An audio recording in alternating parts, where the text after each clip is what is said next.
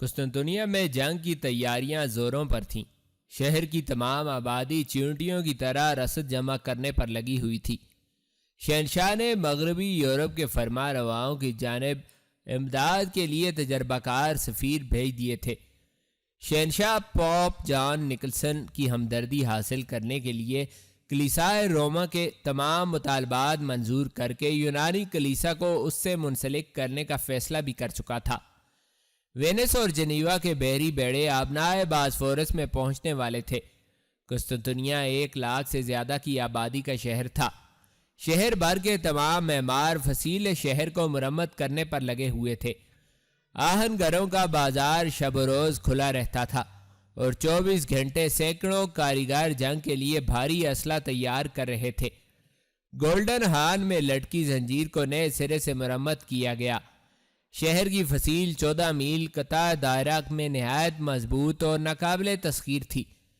فصیل شہر کے چاروں طرف ایک گہری خندق بھی کھدی ہوئی تھی، جس میں بوقت ضرورت سمندر کا پانی چھوڑ دیا جاتا اور اس طرح شہر کی چاروں طرف پانی ہی پانی ہو جاتا۔ پرانی تعمیر کے برج اور دیوار کے وہ حصے جن پر توپیں چڑھائی جانی تھیں از سر نو مضبوط و مستحکم بنائے گئے۔ جنیوا کی افواج میں وہ مشہور و معروف سپہ سالار بھی تھا جس کا نام کمانڈر جان جسٹینانی تھا۔ یہ یورپ کا ایک انتہائی مایہ ناز جرنیل تھا۔ شہنشاہ کو جسٹینانی کا شدت سے انتظار تھا۔ جسٹینانی کے جہاز بہت جلد در دانیال عبور کرنے والے تھے۔ الغرض اہل قسطنطنیہ سلطان محمد خان کے استقبال کی پوری تیاریاں کر چکے تھے۔ ادھر سلطان محمد خان بھی قسطنطنیہ پر حملہ کرنے کے لیے اپنی تیاریوں کے آخری مراحل میں تھا۔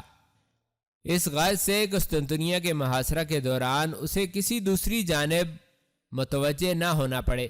اس نے امیر کرمانیہ سے پہلے ہی صلح کر لی تھی اور اس کی بیٹی کے ساتھ شادی کر کے اس فتنے کا خاتمہ کر دیا تھا۔ اس کے بعد اس نے ہونیاڈے شاہ ہنگری کے ساتھ 3 سال کی صلح کا معاہدہ کر لیا۔ ہونیاڈے رومن کیتھولک مذہب کا پیروکار تھا اور قسطنطنیہ سے اختلافات کی وجہ سے اس نے بھی سلطان کے ساتھ صلح غنیمت سمجھی اور اس طرح سلطان نے اپنی پشت پر شمالی یورپ کے خطرے کو بھی ٹال دیا تھا۔ البتہ موریہ کے علاقے میں قسطنطین کے دوسرے بھائیوں کی حکومت تھی۔ چنانچہ سلطان نے تجربہ کار سپاہیوں کا ایک لشکر موریہ والوں کا راستہ روکنے کے لیے بھیج دیا۔ آبنائے باسفورس کے یورپی ساحل پر رومیلی حصار تعمیر ہونے کے قریب تھا۔ سلطان نے ادرنا میں 80,000 سے زیادہ بہترین سپاہی اکٹھے کر لیے تھے اور ابھی تک مزید بھرتی کا سلسلہ جاری تھا۔ سلطان جانتا تھا کہ قسطنطنیہ کی فتح کے لیے محض سپاہیوں کی تعداد ہی کافی نہ تھی۔ یہی وجہ تھی کہ سلطان کا انجینئر اوربان شب روز ایک بڑی اور تواکن توپ تیار کرنے میں مصروف تھا۔ ادھر سلطان کا بحری بیڑا بھی تیزی کے ساتھ اپنی تکمیل کے مراحل طے کر رہا تھا۔ ادرنا کے قصر سلطانی میں ننھے شہزادے کے قتل کے بعد ملکہ زروین کی شامیں نہایت اداس گزرنے لگیں۔ سلطان نے خود ملکہ کی خدمت میں حاضر ہو کر اس واقعے پر افسوس کا اظہار کیا اور ملکہ کو ہر طرح سے یقین دلایا تھا کہ ننھے شہزادے کے قتل میں اس کا ہاتھ نہیں۔ سلطانی لشکر کے مشہور سپہ سالار احمد قدک پاشا اور محمود پاشا ایک دوسرے سے بڑھ چڑھ کر حملے کی تیاریوں میں لگے ہوئے تھے، جبکہ آغا حسن ہمہ وقت یعنی چری کے میدان حواجز میں ایک مصنوعی فصیل کو عبور کرنے کی مشق میں مصروف رہتا تھا۔ اس مشق میں آغا حسن کے ہمراہ 5 سالار اور 200 سے زیادہ سپاہی حصہ لے رہے تھے۔ آغا حسن کی باقی فوج بھی تیر اندازی، شمشیر زنی اور پیش قدمی کی مشقوں میں مصروف تھی۔ جس طرح ادرنا میں ہر شخص کے چہرے پر جوش اور ولولے کی کیفیت تھی، اس کے بالکل برعکس قسطنطنیہ میں خوف، دہشت اور کسی حد تک غصے کا سما تھا۔ قاسم سپہ سالار نوٹاراس کے مہمان خانے میں داخل ہوا تو اس کے نتنے سے شراب کی بو ٹکرائی۔ دربان نے قاسم کو ایک اونچی نشست پیش کی اور خود قسطنطینوی افواج کے سپہ سالار گرانڈ ڈیوک نوٹاراس کو بلانے کے لیے چلا گیا۔ نوٹاراس اس کمرے میں داخل ہوا تو قاسم نے اٹھ کر اس کے ساتھ ہاتھ ملایا۔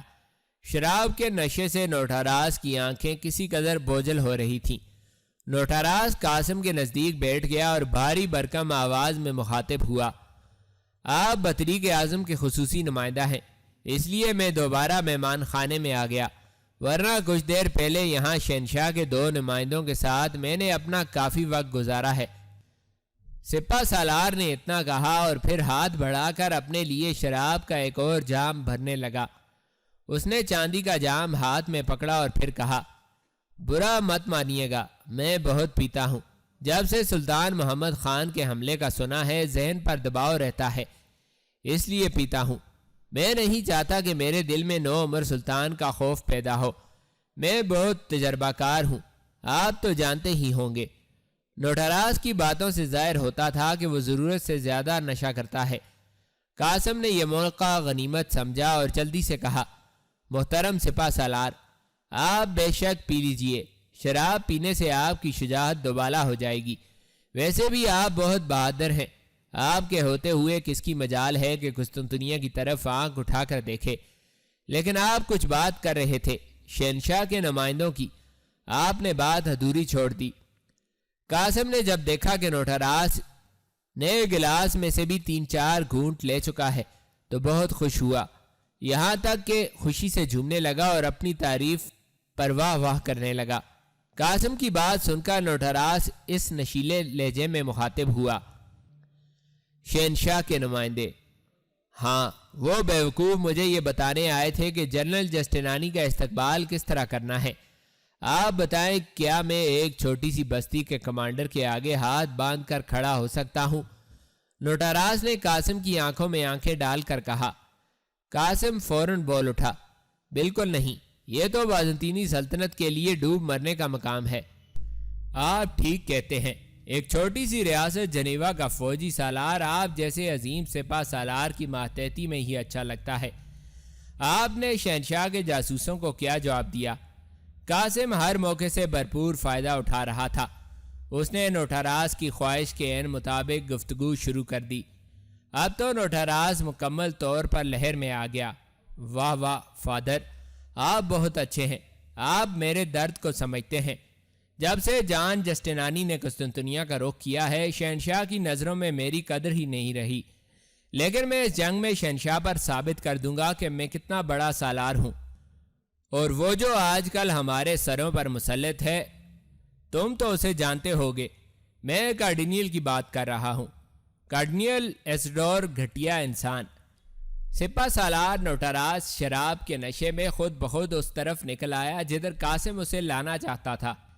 سپہ سالار نے کارڈینیل کی بات خود چھیڑ دی تھی، چنانچہ قاسم نے اسے کہا، آپ کارڈینیل ایسڈور کی بات کرتے ہیں، میں خود اسی سلسلے میں آپ کے پاس حاضر ہوا ہوں۔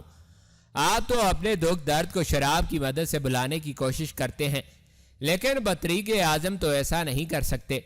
خداوند خیر کرے، شہنشاہ کو نہ جانے کیا ہو گیا ہے جو وہ قسطنطنیہ کے تمام امراء سلطنت کی تذلیل کرنے پر تلا ہوا ہے۔ ادھر آپ کو حکم ملا ہے کہ ایک معمولی جنرل جان جسٹینانی کے آگے جھک جائیں، اور ادھر شہنشاہ نے آیا صوفیہ میں دونوں کلیساؤں کو ملانے کے لیے جس مجلس کو منعقد کرنے کا اعلان کیا ہے، اس کی صدارت کارڈینیل ایسڈور کو سونپ دی ہے۔ آپ تو جانتے ہیں کہ کارڈینیل کلیسائے روما کا ایک معمولی عہدہ ہے، جبکہ بطریق اعظم کا عہدہ عیسائی دنیا کا سب سے بڑا عہدہ ہے۔ یہی وجہ ہے کہ بطریق اعظم بہت پریشان ہیں۔ انہوں نے مجھے آپ کی خدمت میں اسی لیے بھیجا ہے کہ تاکہ میں آپ کو بطریق اعظم کے جذبات سے آگاہ کر سکوں۔ ان کا فرمان ہے کہ کارڈینیل ایسڈور کی صدارت یونانی کلیسا کے لیے توہین کا باعث ہے۔ قاسم اتنا کہہ کر خاموش ہو گیا۔ وہ اپنی بات کے دوران نوٹراز کے چہرے کا اتار چڑھاؤ ملاحظہ کر رہا تھا۔ نوٹراز خود یونانی تھا اور پھر کٹر مذہبی تھا، چنانچہ وہ یونانی کلیسا کی توہین سنتے ہی مشتعل ہو گیا۔ ہرگز نہیں، میں دی ہولی آرتھوڈاکس چرچ کی یہ ذلت کبھی گوارا نہیں کروں گا۔ آپ بطریق اعظم کو میرا پیغام پہنچا دیجئے کہ وہ بالکل فکر مند نہ ہو، بلکہ انہیں میری طرف سے یہ مشورہ بھی دیجئے کہ وہ کل ہی شہر میں موجود تمام پادریوں اور راہبوں کی ایک ہنگامی مجلس کا انعقاد کریں، جس میں تمام چرچوں کو یہ حکم دیا جائے کہ وہ عوام میں شہنشاہ کے ان اقدامات کے خلاف تحریک چلائیں اور لوگوں کو اس بات پر آمادہ کریں کہ وہ کارڈینیل کی صدارت اور رومن کیتھولک چرچ کی بالادستی کسی صورت گوارا نہ کریں گے۔ قاسم تو سمجھ رہا تھا کہ سپہ سالار نشے میں بہت چکا ہے، لیکن سپہ سالار کا مشورہ سن کر قاسم نے سوچا کہ نوٹاراس پوری طرح ہوش میں ہے۔ نوٹاراس بلا کا مے نوش تھا، اسے بہت کم نشہ چڑھتا تھا۔ قاسم نوٹاراس کے مشورے پر بہت مسرور ہوا۔ اس نے نوٹاراس کو داد دی اور وعدہ کیا کہ وہ بطریق اعظم کو مشترکہ اجلاس سے پہلے یونانی کلیسا کا ایک علیحدہ اجلاس بلانے کے لیے قائل کرے گا۔ مان قاسم کے ذہن میں خیال آیا اور اس نے انتہائی سلیقے سے نوٹاراس سے ایک اہم سوال کر دیا: محترم سپہ سالار، اگر آپ برا نہ مانیں تو میں صرف اپنی تسلی کے لیے ایک سوال پوچھنا چاہتا ہوں، اور وہ یہ کہ کیا ہم اکیلے رومی کلیسا کی امداد کے بغیر سلطان محمد خان کی طاقتور فوج کا مقابلہ کرنے کی صلاحیت رکھتے ہیں؟ میرا مطلب ہے ہمارے پاس کتنی جنگی صلاحیت ہے؟ قاسم کا سوال سن کر نوٹاراس کا چہرہ فک ہو گیا۔ کسی نے گویا اس کے جسم کا خون نچوڑ لیا تھا۔ دراصل یہ سلطان محمد خان کے نام کی دہشت تھی۔ نوٹاراس عثمانی سلاطین کے بارے میں اچھی طرح جانتا تھا، لیکن پھر بھی اس نے کسی قدر سنبھل کر قاسم کو جواب دیا: ہمارے پاس اپنی فوج 50,000 سے کچھ زیادہ ہے، جس میں آدھے سے زیادہ سوار دستے ہیں۔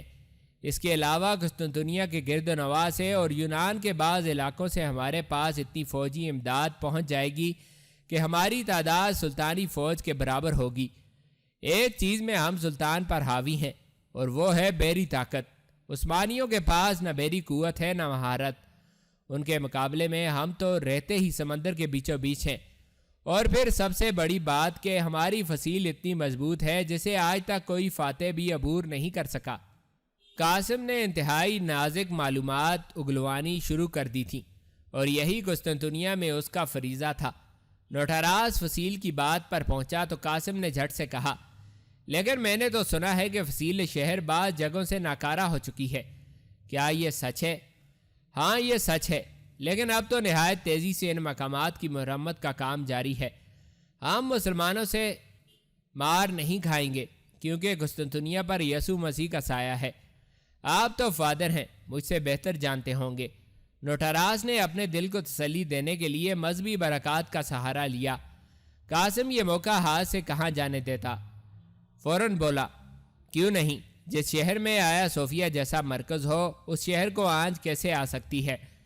میں آپ کو پورے یقین کے ساتھ یہ بتاتا ہوں کہ یہ شہر رہتی دنیا تک اسی طرح ہنستا بستا اور آباد رہے گا۔ شاباش نوجوان فادر، آپ کے حوصلے بلند ہیں۔ مجھے یقین ہے کہ ہم رومن کیتھولک چرچ کے سامنے ذلیل ہونے سے بچ جائیں گے۔ اس طرح کی باتوں میں وقت گزرنے کا احساس ہی نہ ہوا اور بہت سا وقت گزر گیا۔ قاسم نے نوٹاراس سے بہت سی اہم اور خفیہ معلومات حاصل کر لی تھیں، اور اب قاسم سوچ رہا تھا کہ اسے آج رات ہی سلطان کے نام ایک طویل خط تحریر کرنا پڑے گا۔ قاسم نوٹاراس کے گھر سے لوٹا تو سونیا اس کے کمرے میں موجود تھی۔ اس نے نہا دھو کر لباس پہنا اور پلکوں کو کالا کرنے کے لیے خصوصی مسالہ لگا رکھا تھا۔ اس کے ماتھے پر ایک لٹ کسی سانپ کی طرح کنڈل مارے بیٹھی تھی، اور اس کے گالوں میں دبی دبی ہنسی کی وجہ سے بھنور پیدا ہو رہے تھے۔ سونیا راہبہ تو نہ تھی، صرف خادمہ تھی، لیکن پھر بھی آیا صوفیہ جیسے چرچ میں اس کا اس طرح بند سنور کر رہنا قاسم کو عجیب سا لگا۔ لیکن قاسم اپنے تیر بہدف نشانے پر دل ہی دل میں مسکرا دیا۔ سونیا محض اس لیے بن ٹھن کر آئی تھی کہ قاسم جیسے وجی نوجوان نے اس کی بہت زیادہ تعریف کر دی تھی، لیکن پھر بھی قاسم کو سونیا کی موجودگی پر حیرت ہوئی، اور اس نے اپنے پچھلے رویے کو برقرار رکھتے ہوئے سونیا سے پوچھا: سونیا، اس قدر بند سنور کر رہو گی تو کسی دیوانی کی نظروں میں آ جاؤ گی۔ میں تو کہتا ہوں اپنا خیال رکھا کرو، اور ہاں، اس وقت میرے کمرے میں تمہارا آنا کیسے ہوا؟ قاسم کی بات کے پہلے حصے نے سونیا پر سرشاری کی کیفیت طاری کر دی، لیکن پھر ایک دم اسے اپنا فرض یاد آیا اور اس نے قاسم سے کہا: میں بطریق اعظم کے حکم سے یہاں آئی ہوں۔ انہوں نے کہا ہے کہ آپ جس وقت بھی تشریف لائیں ان سے مل لیں۔ قاسم ایک لمحے کے لیے چونکا اور پھر کچھ سوچ کر بطریق اعظم کے پاس جانے کے لیے مڑا۔ پیچھے سے سونیا کی آواز سنائی دی: بطریق اعظم نے مجھے آپ کے بارے میں بھی پوچھا تھا۔ قاسم ایک دم رک گیا اور پھر سونیا کی طرف متوجہ ہو کر دریافت کیا: تو پھر تم نے کیا بتایا؟ میں نے یہ بتایا کہ آپ دین یسوع مسیح کے سچے خادم اور مخلص عیسائی ہیں، آپ کے دل میں قسطنطنیہ کو بچانے کا بے پناہ جوش ہے اور آپ ایک بالکل سچے اور کھرے انسان ہیں۔ کیا میں نے صحیح بتایا؟ اب قاسم حیران ہو رہا تھا۔ اسے توقع نہ تھی کہ تھوڑی سی تعریف پر سونیا اس قدر فدا ہو جائے گی۔ وہ پریشان ہونے لگا، یہ لڑکی کہیں اس پر فریفتہ تو نہیں ہو گئی۔ اسی خیال کے تحت اس نے سونیا کو پہلی بار قدرے روکھا سا جواب دیا، سونیا، تمہارا بہت بہت شکریہ کہ تم نے سچ سچ بات بطریق اعظم کو بتا دی۔ قاسم کمرے سے نکل آیا اور سونیا اس کی پشت کی جانب سے میٹھی میٹھی نظروں کے ساتھ دیکھتی رہ گئی۔ اگلا دن قاسم کے لیے اور زیادہ مصروفیت کا تھا۔ بطریق اعظم نے نوٹاراز کے مشورے پر یونانی کلیسا کی میٹنگ طلب کر لی تھی۔ قاسم بطریق اعظم کے کہنے پر ضروری دستاویزات تیار کرنے میں مصروف ہو گیا۔ بطریق اعظم یونانی کلیسا کے تمام پادریوں کو شہنشاہ کی ہر زیادتی کا ثبوت دکھانا چاہتا تھا۔ بطریق اعظم کا اثر و رسوخ چھوٹے چھوٹے پادریوں کی وساطت سے تمام علاقوں کے عوام میں دور دور تک تھا۔ یہی دور تھا جب روما میں وہاں کے شہنشاہ سے زیادہ پوپ کی قوت تھی اور قسطنطنیہ میں شہنشاہ سے زیادہ بطریق اعظم کی شہرت اور قدر و قیمت تھی۔ اسی دور کو یورپ کے زوال کا آخری دور کہا جاتا ہے۔ مذہبی منافرت عروج پر تھی اور ابھی مارٹن لوتھر کا پروٹسٹنٹ فرقہ پیدا نہ ہوا تھا۔ روما کا پوپ پوری مغربی عیسائی دنیا کا صرف روحانی پیشوا ہی نہ تھا بلکہ تمام سیاہ و سفید کا مالک تھا۔ اسی زمانے میں روما میں کلیسا کی مذہبی عدالت نے لاچار عوام پر پے در پے مظالم ڈھائے۔ عیسائیت ہوس پرست مذہبی پیشواؤں کی لونڈی بن چکی تھی اور یورپ کے تمام مذہبی پیشوا بری طرح بیرا روی کا شکار ہو چکے تھے۔ نشاط ثانیہ کے دور سے پہلے پہلے تک وسطی زمانے میں یورپ کے زوال کی آخری 1-2 صدیاں عیسائی پادریوں کی صفاقی اور مظالم کی گواہ ہیں۔ 13ویں صدی عیسوی میں سسلی اور جرمنی کے بادشاہ فیڈرک ثانی پر پاپائے روم نے کفر کا فتویٰ لگایا تو فہرست الزامات میں یہ بھی درج تھا کہ ہر روز مسلمانوں کی طرح غسل کرتا ہے۔ غلیظ جسم اور میلے لباس کی وجہ سے جوؤں کی یہ کثرت تھی کہ کینٹربری کا لارڈ پادری باہر نکلتا تو اس کی قبا پر سینکڑوں جوئیں چلتی پھرتی نظر آتی۔ 1020 عیسوی تک لندن کے بازاروں میں انسانی گوشت بکتا تھا۔ فرانس کے ایک دریا ساؤن کے کنارے انسانی گوشت کی کتنی ہی دکانیں تھیں۔ پاپائے روم کی عدالت نے اپنے قیام کے پہلے سال 2000 اشخاص کو زندہ جلایا اور 10 برس میں 17,000 افراد کو آگ میں پھینکا۔ فرانس کی مشہور زمانہ حریت پسند خاتون جون آف آرک بھی 1431 عیسوی میں اسی سزا کا شکار ہوئی۔ یہ پاپائے روم کے بلا شرکت غیر اختیار کا زمانہ تھا۔ اخلاقی گراوٹ کا یہ عالم تھا کہ روما کے اولین بادشاہوں میں سے 15 ہم جنس پرست تھے۔ قاسم اپنے کمرے میں آج شام ہونے والی میٹنگ کے لیے تیاری میں مصروف تھا کہ شعلہ جوالا سونیا پھر کمرے میں داخل ہوئی۔ سونیا نے کمرے میں داخل ہوتے ہی دروازہ اندر سے بند کر دیا۔ وہ دوڑتی ہوئی قاسم کے قریب آئی اور اس کے قدموں میں بیٹھ گئی، اور پھر یہ دیکھ کر قاسم کے چھکے چھوٹ گئے کہ سونیا رو رہی ہے۔ قاسم ششدر رہ گیا۔ یہ کیا ماجرا تھا؟ سونیا روتی چلی جا رہی تھی اور قاسم ہونکوں کی طرح آنکھیں ٹپٹپاتا ہوا اسے دیکھے جا رہا تھا۔ کچھ دیر بعد قاسم کو ہوش آیا اور اس نے سونیا سے پوچھا، سونیا کیا بات ہے؟ کیوں رو رہی ہو؟ کسی نے کچھ کہا ہے؟ نہیں معزز مہمان، نہیں، مجھے کسی نے کچھ نہیں کہا۔ مجھے جو کچھ کہا ہے آپ نے کہا ہے۔ میں پریشان ہوں، مجھے رات بھر نیند نہیں آئی، میری کچھ سمجھ میں نہیں آتا میں کیا کروں۔ قاسم سونیا کا مرد سمجھ گیا تھا۔ وہ حالات کی ستائی ہوئی ایک غمزدہ لڑکی تھی۔ اس کے کان نرم لہجہ اور محبت کے 2 الفاظ سننے کے لیے ترسے ہوئے تھے۔ اسے جو بھی زندگی میں ملا جنسی ہوس کا نشانہ بنانے کے لیے ملا تھا۔ وہ بڑے بڑے راہبوں اور بطریقوں کے اندرونی رازوں سے باخبر تھی، حتیٰ کہ بوڑھا بطریق اعظم بھی سونیا کی دسترس سے باہر نہ تھا۔ لیکن سونیا کا دل کھول کر کبھی کسی نے نہ دیکھا تھا کہ وہ کس قدر زخمی ہے۔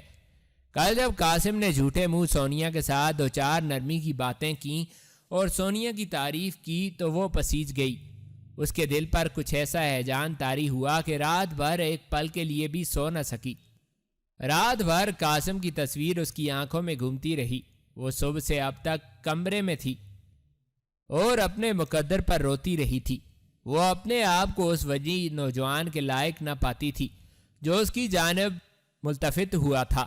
وہ قاسم کے قریب بیٹھ کر روتی رہی اور جب اس کے بہت سے آنسو بہہ گئے تو خود بخود مسکرا دی۔ یہ عجیب منظر تھا۔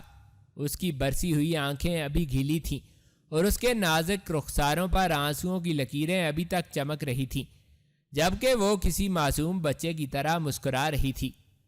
اس کے گلابی ہونٹوں کے عقب میں موتیوں کی قطار جگمگا رہی تھی اور قاسم سوچ رہا تھا کہ وہ آیا صوفیہ کی خادمہ نہیں بلکہ آسمانوں کی کوئی فرشتہ ہے۔ قاسم بھی پرخلوص انداز میں مسکرا دیا اور بولا، تم بھی عجیب ہو سونیا، روتی بھی ہو اور ہنستی بھی ہو۔ جاؤ دروازہ کھول کے آؤ، اس طرح دروازہ بند کر کے بیٹھنا اچھی بات نہیں۔ سونیا کو قاسم کا اپنائیت بھرا لہجہ مزہ دے گیا۔ وہ جھومتی ہوئی اٹھی اور جا کر دروازہ کھول دیا۔ اس نے صرف دروازے کی کنجی ہٹائی تھی، پٹ نہ کھولے تھے۔ وہ پھر قاسم کے نزدیک آئی اور شرارت زدہ لہجے میں بولی کہ آپ کو سسٹر میری بہت اچھی لگتی ہیں۔ میں آپ کو بتاؤں، مجھے خود سسٹر میری بہت اچھی لگتی ہیں۔ میں دن میں ایک آدھ مرتبہ ان کے پاس ضرور جاتی ہوں، اور آپ کو پتہ ہے میرا دل جب بھی اداس ہوتا ہے میں سسٹر میری کے پاس چلی جاتی ہوں۔ وہ میرے ساتھ ایک بہن کی طرح پیش آتی ہیں اور میری اداسی لمحوں میں دور ہو جاتی ہے۔ مارسی کے ذکر سے قاسم کا دل ڈولنے لگا۔ سونیا کی یہ بات کہ وہ مارسی کے پاس روزانہ جاتی ہے قاسم کو چونکا دینے کے لیے کافی تھی۔ یکلخت قاسم کے دل میں ایک عجیب و غریب خیال آیا۔ قاسم کچھ دیر تک اپنے خیال پر غور کرتا رہا اور پھر کسی فیصلے پر پہنچ کر خود بخود مسکرا دیا۔ اگلے لمحے وہ اپنی جگہ سے اٹھا اور اپنے سامان میں سے مارسی کی انگوٹھی نکال لایا۔ وہ دل ہی دل میں سوچ رہا تھا کہ اس کے اس اقدام سے بیچاری سونیا تو اور زیادہ غلط فہمی میں مبتلا ہو جائے گی۔ وہ ایک لمحے کے لیے جھجکا بھی، لیکن پھر اپنا بڑا مقصد دل میں سوچ کر مطمئن ہو گیا۔ وہ 2 قدم سونیا کی جانب بڑھا اور مارسی کی انگوٹھی سونیا کی جانب بڑھاتے ہوئے انتہائی اپنائیت سے کہنے لگا، سونیا، میں ایک راہب ہوں، تمہیں جسمانی محبت تو دے نہیں سکتا، البتہ اپنی روحانی محبت کا تحفہ تمہیں دیتا ہوں۔ میری خواہش ہے کہ تم مجھ سے زیادہ امیدیں وابستہ مت کرو، کیونکہ تم جانتی ہو کہ ایک راہب محبت تو کر سکتا ہے لیکن شادی کبھی نہیں۔ یہ لو، یہ انگوٹھی پہن لو۔ سونیا کی حالت دیکھنے والی تھی۔ قاسم کے الفاظ سونیا کے کانوں میں کسی رسیلی شراب کی طرح اترے اور وہ وارفتہ ہو گئی۔ اس کی آنکھیں عقیدت کے نشے سے بھر گئیں اور ہونٹ فرتے جذبات سے کانپنے لگے۔ اسے اپنے نصیب سے خوف آنے لگا۔ آج تو قاسم نے انگوٹھی کا تحفہ دے کر اسے مار ہی دیا تھا۔ اس نے اپنا داہنا ہاتھ آگے بڑھایا اور انگوٹھی پہننے کے لیے انگلی الگ کر لی۔ قاسم کے ہاتھ نے اس کی نرم و نازک انگلی کو چھوا تو جسم میں سنسنی دوڑنے کے بجائے سونیا کے کانپتے ہوئے جسم کو قرار آ گیا۔ اسے یوں لگا کہ یہ انگلی پکڑ کر قاسم نے جیسے اسے دنیا کے جہنم سے باہر کھینچ لیا تھا۔ اس کی آنکھوں سے آنسوؤں کے 2 موٹے موٹے قطرے یکے بعد دیگرے ٹپ ٹپ فرش پر گرے اور سونیا کو یوں لگا جیسے ایک دم دنیا جہان کے سارے دکھ اس کے کندھوں سے اتر گئے ہوں۔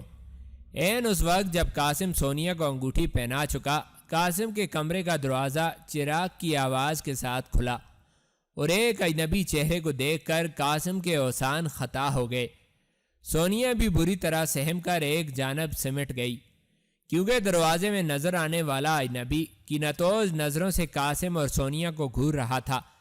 یہ 50 سال کے بیٹے کا ایک ادھیڑ عمر لیکن توانا شخص تھا۔ اس کا قد لمبا اور جسم بھرا ہوا اور مضبوط تھا۔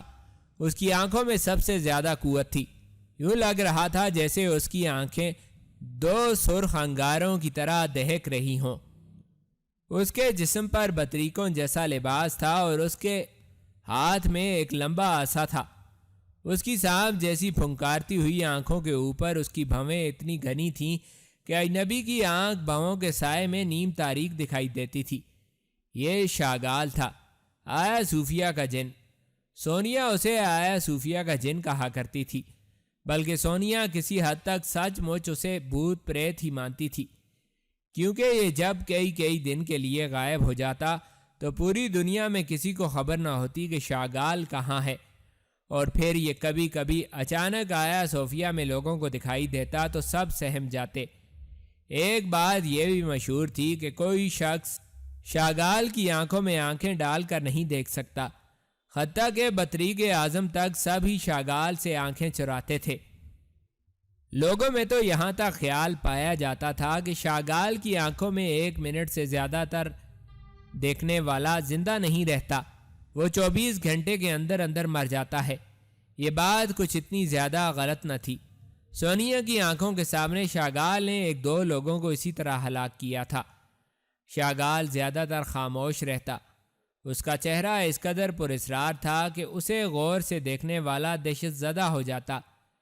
چرچ میں اور لوگوں کا بھی خیال تھا کہ شاگال انسان نہیں بلکہ قسطنطین کا جن ہے، جس کی عمر 300 سال سے زیادہ ہے اور جو قسطنطنیہ کی نگرانی کے لیے خداوند یسوع مسیح نے مقرر کیا ہے۔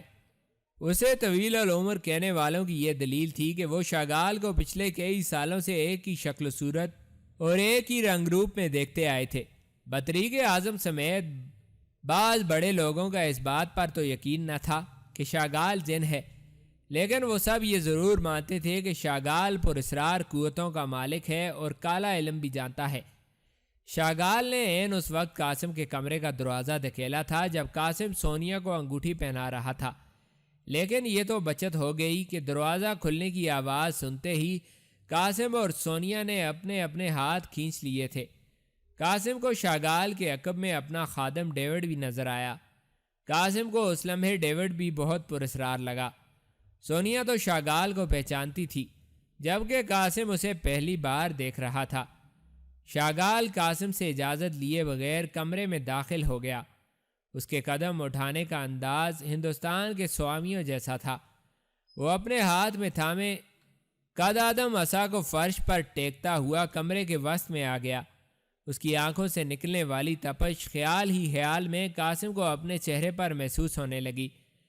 وہ قاسم کے بالکل سامنے آیا اور قاسم کے سامنے تن کر کھڑا ہو گیا۔ اگلے لمحے اس نے قاسم کی آنکھوں میں آنکھیں ڈال دیں۔ قاسم کو شاگال کے آنے کا یہ انداز سخت برا لگا تھا، چنانچہ قاسم نے بھی اپنے غصے سے بھری آنکھیں شاگال کی آنکھوں میں گاڑ دیں، لیکن اگلے لمحے قاسم کو یوں لگا جیسے سامنے انسان نہیں کوئی شیطان کھڑا ہو۔ قاسم کو اس کی آنکھوں سے نکلنے والی تپش بے قرار کرنے لگی اور اسے اپنا جسم اپنے وزن سے کئی گنا بھاری محسوس ہونے لگا۔ اس سے پہلے کہ قاسم اس کی آنکھوں کی تاب نہ لا کر اپنی آنکھیں ہٹانے کی کوشش کرتا، پریشان حال سونیا دوڑتی ہوئی قاسم کے پاس آئی اور قاسم کو ایک جھٹکے کے ساتھ شاگال کے سامنے سے ہٹا دیا اور ساتھ ہی کپ کپاتی ہوئی آواز میں کہا، یہ بطریق شاگال ہیں، ان کی آنکھوں میں دیکھنے والا زندہ نہیں رہتا، ان کی طاقت 1000 جنوں سے زیادہ ہے۔ سونیا اسے آگے کچھ نہ کہہ سکی کیونکہ شاگال کی گھورتی ہوئی نظریں اس پر جا پڑیں۔ نہ جانے قاسم کو کیوں لگا جیسے شاگال کے عقب میں کھڑا ڈیوڈ مسکرا رہا تھا، لیکن قاسم نے اپنے غصے کو کچھ زیادہ چھپانے کی کوشش نہ کی اور شاگال سے مخاطب ہوا، محترم بطریق، آپ مجھے حکم کرتے میں حاضر ہو جاتا، اس طرح بغیر اجازت کسی کے کمرے میں داخل ہونا نازیبا بات ہے۔ ہوں، تم ٹھیک کہتے ہو، میں نے تم دونوں کو خواہ مخواہ پریشان کیا ہے، لیکن مجھے حیرت ہے کہ قسطنطنیہ پر موت کے خطرات منڈلا رہے ہیں اور تم دونوں آیا صوفیہ کے مقدس حجروں میں رومانس کر رہے ہو۔ میں نے سنا ہے کہ تم تھیرس سے آئے ہو، کیا یہ سچ ہے؟